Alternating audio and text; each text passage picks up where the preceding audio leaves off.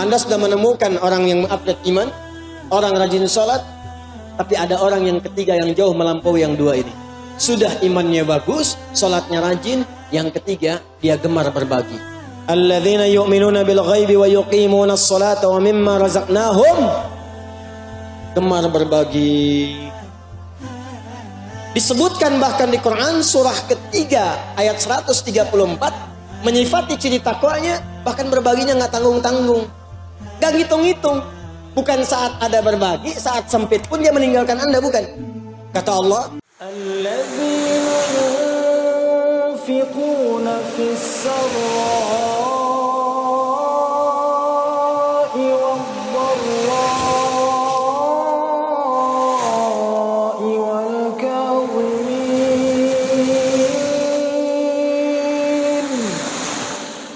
wal-kadhimin al-ghayza wal-'afina 'anil nas wallahu yuhibbul muhsinin.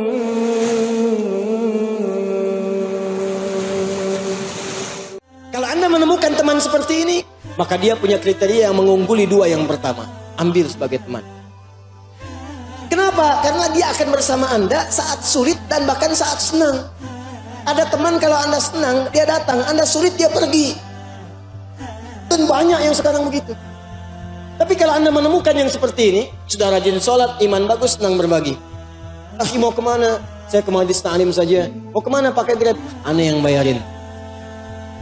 Ada pembagian buku tuh, sana dijual. Tenang aja, aneh ada rezeki.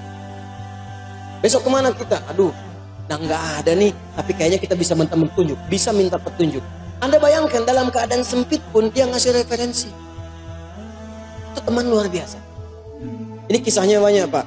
Jadi ada 2-3 orang sahabat. Ini kisah orang-orang soleh, salafus soleh di masa lalu. Ini menarik ini. Ada seorang teman, bertiga sebetulnya mereka, sahabatan.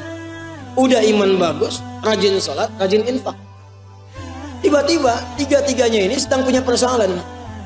Satu orang punya uang, kalau kita 1 juta lah misalnya itu, dipakai untuk kebutuhan dia. Tiba-tiba temannya datang, si A, yang B yang punya. Kemudian ketika si A datang pada B, aku butuh ini, Allahu Akbar, dia berikan pada kawannya walaupun dia butuh. Ternyata apa yang terjadi? Si A ini mengambil kemudian uangnya, ya tanpa disadari datang si C kepada si A. Aku butuh nih katanya. Ya, A pinjam ke B. A sudah dapat, si C datang ke si A tanpa tahu ke si B, ke si A dulu.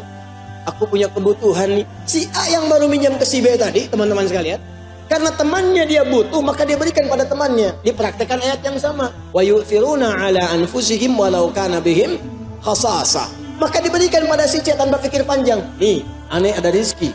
Padahal baru minjem dari si B. Si B yang uangnya dipinjam oleh si A tadi, karena merasa ada kebutuhan datang pada si C. Dia nggak menyebutkan uangnya dipinjam, dia cuma katakan barangkali antum ada kelapangan rezeki, anak ada punya kebutuhan, nilainya sama 1 juta juga. Di si A minjam ke si B, si C ke si A, si B minjam ke si C. Si C pun tanpa pikir panjang karena punya sifat ini, diberikan langsung seketika. Tiba-tiba mereka kumpul bersama. Ketika kumpul, tadinya bisik-bisik, ngobrol, kebuka akhirnya. Tiga-tiganya cuma putar-putar di situ aja. Akhirnya tiga-tiganya hanya tertawa. Kemudian mereka bagi sesuai kadar kebutuhan masing-masing. Bagi 3 pada akhirnya.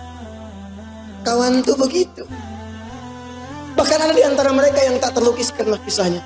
Sampai menjelang sakaratul maut tuh masih berbagi. Haus, haus, haus. Ini teman kita haus, berikan minum. Begitu akan diberikan kawan saya dulu yang gitu. Diberikan pada dia dulu. Sampai putar-putar. Begitu akan diberikan pada yang pertama sudah meninggal. Syahid. Yang kedua syahid. Ketiga syahid. Semuanya syahid tanpa ada yang menangguk minuman di antara mereka. Demi untuk kerabatnya. Kemana mukmin satu dan yang lain saling menguatkan bagai bangunan? Kemana mukmin satu yang lain bagaikan satu tubuh? Kalau satu mengeluh yang lain merasakan. Mana buktinya?